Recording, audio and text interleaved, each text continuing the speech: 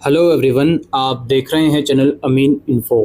और आज की इस वीडियो में हम बात करेंगे, अगर आप बीकॉम प्रोग्राम एसओएल से करना चाहते हो तो पूरा कोर्स का स्ट्रक्चर, एलिजिबिलिटी क्राइटेरिया से लेके fees structure, course structure, admission process, सारी चीज़ें इस वीडियो के अंदर हम डिस्कस करने वाले हैं।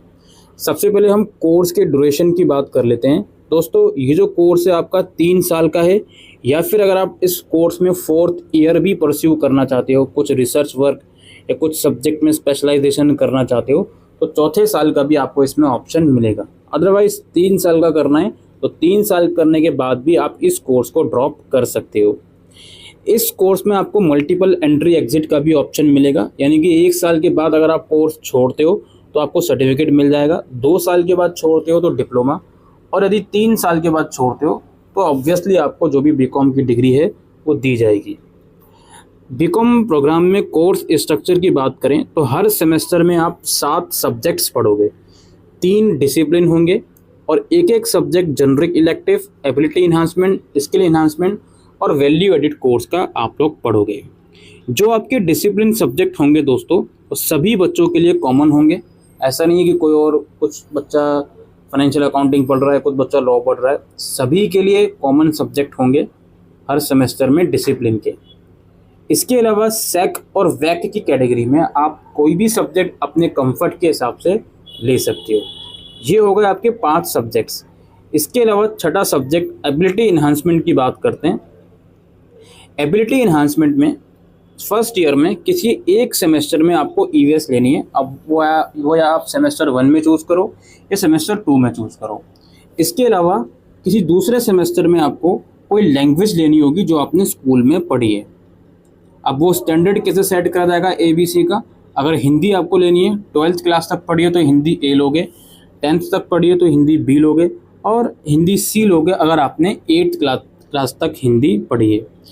एबिलिटी इन्हांसमेंट में कुछ और लैंग्वेजेस के भी ऑप्शन आपके सामने आएंगे। अगर वो लैंग्वेजेस आपने स्कूल में पढ़ी है एज़ पर योर स्टैंडर्ड, तो वो लैंग्वेजेस भी आप ले सकते हो, जैसे तमिल, असमी, बंगाली वगैरह। जनरिक इलेक्टिव का जो सब्जेक्ट होगा बीकॉम प्रोग्राम में, इस सब्जेक्ट में सेमेस्टर 1 या 2 में आपको इंग्लिश फ्लुएंसी तो पढ़ना ही है। इसके अलावा एक आपको हिंदी सब्जेक्ट जनरिक इलेक्टिव में पढ़ना होगा, यदि आपने 8th क्लास या उसके बाद हिंदी पढ़ी है स्कूल में तो। और ये कुछ इस तरीके से कंसिडर करा जाएगा, अगर आपने 12th में हिंदी पढ़ी है 12th तक तो हिंदी A लोगे, 10th तक पढ़ी है तो हिंदी B लोगे, और अगर क्लास 8 तक हिंदी पढ़ी है तो हिंदी C सब्जेक्ट आप चूज़ करोगे। ऐसी क्या कंडीशन है कि जनरिक इलेक्टिव में आप हिंदी के अलावा कोई और सब्जेक्ट भी ले सकते हो? वो कंडीशन ये है कि अगर आपने स्कूल लेवल पर क्लास 7 या उसके बाद हिंदी सब्जेक्ट पढ़ा ही नहीं तो ही आप हिंदी का सब्जेक्ट ना लेकर कोई और जनरिक का सब्जेक्ट ले सकते हो। दोस्तों, जनरिक इलेक्टिव में हिंदी के अलावा कोई और लैंग्वेज भी अगर आपने स्कूल में पढ़ी है और उसका ऑप्शन अगर आता है तो वो ऑप्शन भी आप लोग एक्सरसाइज कर सकते हो। ये हो गई कोर्स के स्ट्रक्चर की बात। एलिजिबिलिटी क्राइटेरिया की बात करते हैं। एलिजिबिलिटी क्राइटेरिया ये है कि क्लास 12th आपका पास आउट होना चाहिए किसी भी रिकॉग्नाइज बोर्ड से, और कुछ कॉम्बिनेशन बताए जा रहे हैं। कोई भी एक लैंग्वेज आपने लिस्ट A में से पढ़ी हो, कोई 2 सब्जेक्ट आपने लिस्ट B1 में से पढ़े हो, और इसके अलावा कोई एक सब्जेक्ट या तो वो लिस्ट B1 में से भी हो सकता है और या वो लिस्ट B2 में से भी हो सकता है। ये लिस्ट B1, A1 ये सब आपके प्रोस्पेक्टस में मेंशन है। जनरली जो सब्जेक्ट स्कूल लेवल में पढ़ाए जाते हैं वही सब्जेक्ट B1 और B2 में मेंशन होते हैं। ठीक है। बीकॉम प्रोग्राम की फ़ीस स्ट्रक्चर की बात करें, 8,320 रुपये आपकी 1 साल की फ़ीस जाएगी, और जो डिसेबल कैंडिडेट हैं उनके लिए 130 रुपये फ़ीस है और कोई चार्जेस उनसे नहीं लिया जाएगा। एसओएल के अंदर एडमिशन जब हो जाता है उसके कुछ टाइम के बाद हर साल एसओएल एक फाइनेंशियल सपोर्ट स्कीम निकालता है। इस स्कीम के तहत 2 कैटेगरीज़ में बच्चों को डिवाइड करा जाता है। पहली कैटेगरी वो जिनकी एनुअल इनकम 4 लाख तक है। दूसरी कैटेगरी वो जिनकी एनुअल इनकम 4 से 8 लाख के बीच है। इन कैटेगरीज़ के बच्चों को फीस में कुछ वेवर दिया जाता है, 100% तक का या 50% तक का, एज़ पर योर एलिजिबिलिटी। लेकिन इसके लिए फॉर्म अलग से वेबसाइट पर निकाले जाते हैं through out your academic session, और इसमें जो बच्चों का ER वगैरह आया होता है किसी सेमेस्टर में वो एलिजिबल नहीं होते।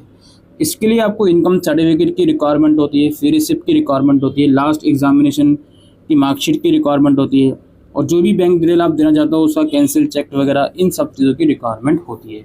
इसकी जानकारी थ्रू आउट द सेशन आपको वेबसाइट पर दी जाएगी। अलग से इसके लिए अप्लाई करना होता है, एडमिशन के टाइम पर कुछ नहीं मिलेगा। एडमिशन प्रोसेस की बात करते हैं दोस्तों। सबसे पहले आपको ऑनलाइन फॉर्म भरना है, इसमें रिलेवेंट डिटेल्स प्रोवाइड करनी है और डॉक्यूमेंट्स प्रोवाइड करना है। फॉर्म कैसे भरना है उसकी वीडियो ऑलरेडी बनी हुई है, डिस्क्रिप्शन बॉक्स में लिंक मिल जाएगा। अब यहाँ पे प्रोसेस के अंदर आप फॉर्म भरोगे, डॉक्यूमेंट अपलोड करोगे। डॉक्यूमेंट जब आप अपलोड कर दोगे तो उसके बाद इमीडिएटली पेमेंट का ऑप्शन नहीं आता। जो डॉक्यूमेंट आपने अपलोड करे हैं वो सारे डॉक्यूमेंट पहले डिपार्टमेंट द्वारा वेरीफाई करे जाएंगे। अगर उन डॉक्यूमेंट्स में कुछ डिस्क्रिपेंसी निकलती है तो आपको एसओएल इन्फॉर्म करता है और वो डिस्क्रिपेंसी रिजॉल्व करवाने को कहता है डैशबोर्ड से। और यदि अगर कोई डिस्क्रिपेंसी नहीं होती तो आपके डॉक्यूमेंट वेरीफाई हो जाते हैं, और इस वेरिफिकेशन में 8 से 10 दिन या ज़्यादा दिन भी लग सकते हैं। जब वो वेरीफाई हो जाएंगे तो आपके पोर्टल में अपने आप ही पेमेंट का लिंक आ जाता है और आप पेमेंट कर देते हो। पेमेंट करने के बाद ही आपका जो एडमिशन है वो एसओएल के अंदर कंफर्म हो जाता है। इसके बाद क्लासेस की इन्फॉर्मेशन हम देखते हैं दोस्तों। क्लासेस जो होती हैं वो संडेज़ में होती हैं, और ये क्लासेस दिल्ली यूनिवर्सिटीज़ के अफिलिएटेड कॉलेजेस में ही होती हैं। आपको क्लासेस के लिए एसएमएस भी भेजा जाता है, या फिर किन किन कॉलेजेस में क्लासेस लग रही हैं वो आपके कॉलेज की वेबसाइट पर भी नोटिफाई करा जाता है। जनरली 8 से 10 क्लासेस पर सेमेस्टर में लगती हैं। एग्जामिनेशन की बात करें दोस्तों, जो ऑड सेमेस्टर होता है, सेमेस्टर 1, 3 या 5, इसके एग्ज़ाम दिसंबर में होते हैं, और जो इवन सेमेस्टर होता है 2nd, 4 या 6, इसके एग्ज़ाम मई जून में होते हैं। यानी कि साल में 2 बार आपके एग्ज़ाम्स होते हैं।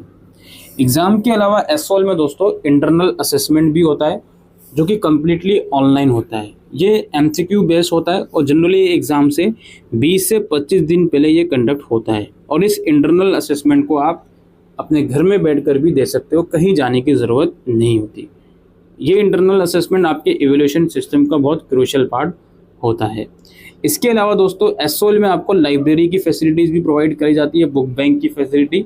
आप हर एक सेमेस्टर में प्रिपरेशन वगैरह के लिए बुक्स इशू करवा सकते हो, और बुक बैंक की फैसिलिटी लेने के लिए एडमिशन के टाइम पर ही आपको प्रेफरेंस देना होता है, और कुछ डॉक्यूमेंट जैसे इनकम सर्टिफिकेट भी आपसे मांगा जा सकता है। और यही सब चीज़ें हैं दोस्तों। चूँकि आपने एक ओपन यूनिवर्सिटी में एडमिशन लिया है तो मेक श्योर कि आप अपनी प्रिपरेशन खुद से करिए और किसी चीज़ के भरोसे मत बैठिए, और कुछ ज़्यादा एक्सपेक्टेशन एसओएल से रिलेटेड मत रखिए। एसओएल से कुछ भी एक्सपेक्टेशन मत रखिए। तो यही इन्फॉर्मेशन थी दोस्तों इस वीडियो में बीकॉम प्रोग्राम एसओएल के एडमिशन से लेकर।